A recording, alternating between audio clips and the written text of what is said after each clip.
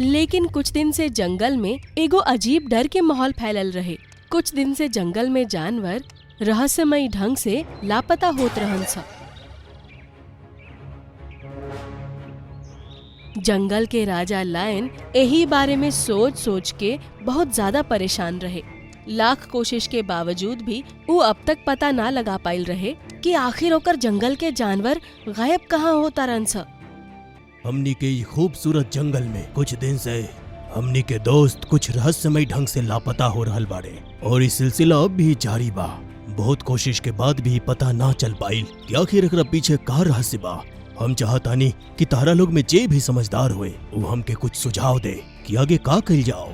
Lion के बात सुन के ब्लैंकी कहलस, जंगल में सब पता लगावे के कोशिश कइलन सा पर कोई पता न लगा पाइल।